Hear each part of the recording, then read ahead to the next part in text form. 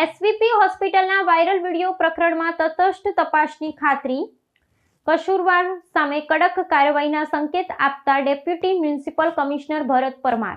SVP હોસ્પિટલમાં જે ઘટના બની અને એ બાબતે જે વિડીયો વાયરલ થયો હતો એ બાબતે જાણ થતા ઇમિડિયેટલી 3 ડોક્ટર્સ કે જે પલ્મોનરી યુનિટ સિવાયના જે 3 ડોક્ટર્સ છે એ ડોક્ટર્સની એક કમિટી બનાવવામાં આવી છે અને એ ડિટેલ્સ ઇન્ક્વાયરી કરી રહી છે. અત્યારે કમિટીએ એકદમ પ્રાથમિક રિપોર્ટ આપ્યો છે અને પ્રાથમિક રિપોર્ટ આપણે અત્યારે મીડિયાને પણ ઉપલબ્ધ કરાવ્યો છે.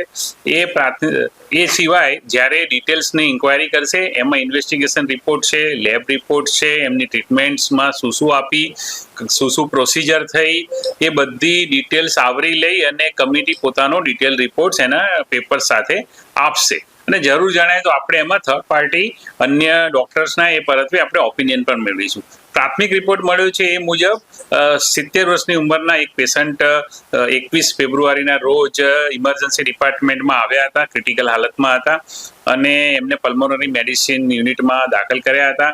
એમને ઇમિડિયેટલી એમના સીટી સ્કેન્સ ને બધું કરવામાં આવ્યું હતું. એમાં એમને ફેફસામાં ન્યુમોનિયાનું નિદાન થયું હતું અને ત્યારબાદ એમને બ્રોન્કોસ્કોપીની જરૂરિયાત ફીલ થયેલી. એ વખતે એમના જે સગા હતા એમની સંમતિ લઈ અને એમને બ્રોન્કોસ્કોપી કરવામાં આવેલી. એમાં એ પહેલા કાર્ડિયોલોજી, એનેસ્થેસિયા, પલ્મોનરી ફિટનેસ કરવામાં આવેલી અને 27 ફેબ્રુઆરીના રોજ એમને બ્રોન્કોસ્કોપીમાં લઈ જવા હોવાનો કમિટીએ પ્રાથમિક રિપોર્ટ આપેલો છે.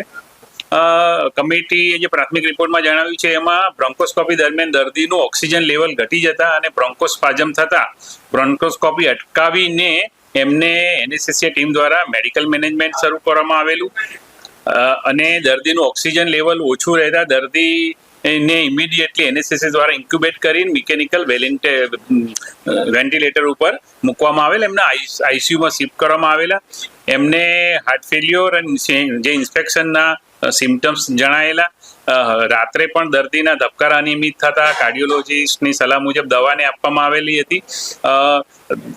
ત્યારબાદ દર્દીની હાલતમાં સુધારો થયેલો અને ધીરે ધીરે વેન્ટિલેટર સપોર્ટ ઓછો કરવામાં આવેલો અને પછી 1 માર્ચના રોજ વેન્ટિલેટર સપોર્ટ હટાવવામાં આવેલો. ત્યારબાદ ઓક્સિજનનો સપોર્ટ પણ ધીરે ધીરે ઓછો કરવામાં આવેલો. દર્દી ને બરોબર રેગ્યુલર થતા એમને પછી એમના દર્દીની વારંવાર રજૂઆત હતી એ પ્રમાણે કે એમને વોર્ડમાં લઈ જવામાં આવે.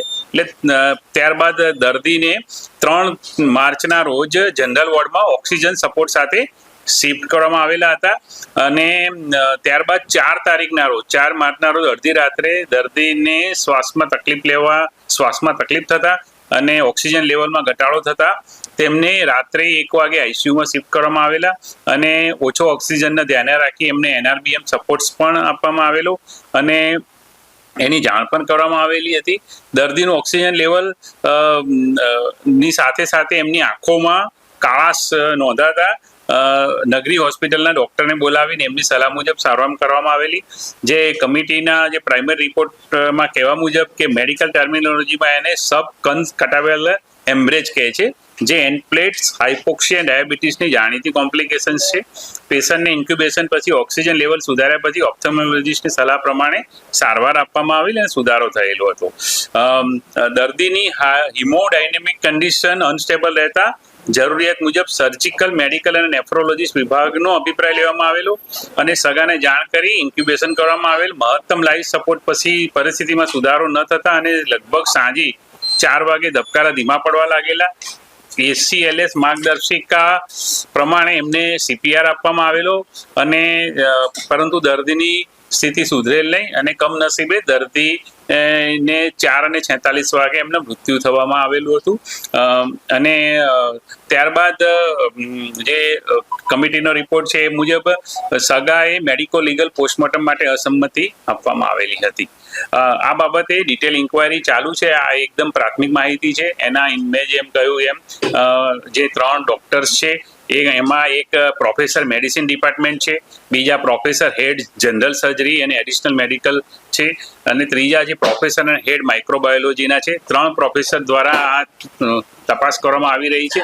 જરૂર જણાય તો બીજી જે એલજી હોસ્પિટલના ડોક્ટર્સને પણ આમાં આપણે એને રિફર કરવામાં આવશે, અને ખરેખર ઇન્વેસ્ટિગેશન રિપોર્ટ, લેબ રિપોર્ટ, ટ્રીટમેન્ટ્સના તમામ રિપોર્ટ્સ એ ધ્યાનમાં લેવામાં આવશે. દર્દીના સગાને પણ ફરીવાર એમની સાથે ટીમ જેમનું સંકલન કરી અને એમની જે પણ ફરિયાદ હતી એ ફરિયાદ સાથે કઈ રીતે એમાં ખરેખર શું બનાવ બન્યો છે, કોઈની જવાબદારી આમાં નક્કી કરવાની થાય છે કેમ, એ તમામ બાબતોની એક અલગ તટસ્થ તપાસ કરવામાં આવશે. મોબાઈલ લઈ જવા માટે કોઈ પ્રતિબંધ નથી, પરંતુ આઈસીયુમાં બીજા પેશન્ટને હાનિ ના પહોંચે એટલા પૂરતું આઈસીયુની અંદર નથી લઈ જવા દેવામાં. આ પ્રાથમિક તપાસ છે, અને ડિટેલ ઇન્કવાયરી પછી બધા પેપર્સ પણ જે થશે એ મીડિયાને પણ આપણે ઉપલબ્ધ કરાવીશું. બધા પેપર્સ જે પણ છે એ દર્દીના સગાને પણ ઉપલબ્ધ કરાવીશું. જરૂર જણાય બીજા હોસ્પિટલ્સમાં આપણે એક્સપર્ટને પણ લઈશું, અને તટસ્થ અને તલસ્પર્શી તપાસ થાય. ખરેખર જે કોઈ ફરિયાદ હશે અને ખરેખર જેમાં શું સત્ય છે, સત્ય એમાંથી બહાર લાવી, અને જો ખરેખર કોઈ કસૂરવાર હશે તો એની સામે કાર્યવાહી પણ આપણે કરીશું. પ્રાથમિક રિપોર્ટ એક પ્રાઇમરી કન્ક્લુઝન છે.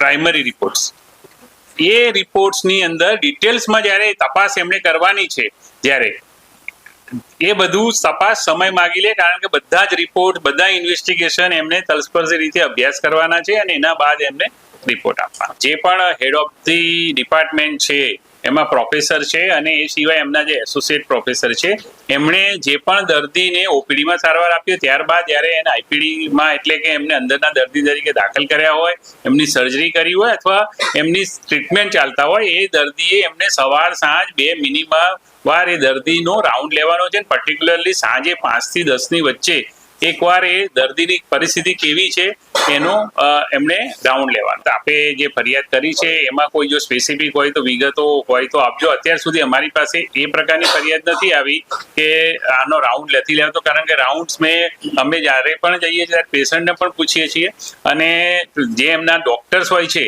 ડોક્ટર જેની ટ્રીટમેન્ટ કરતા હોય છે એ રાઉન્ડ લઈ અને એની પાસેથી વિગતો મેળવે. દર્દીના સગા જે ડેટા, જે રેકોર્ડ માંગશે એ આપણે એમને ઉપલબ્ધ કરાવીએ.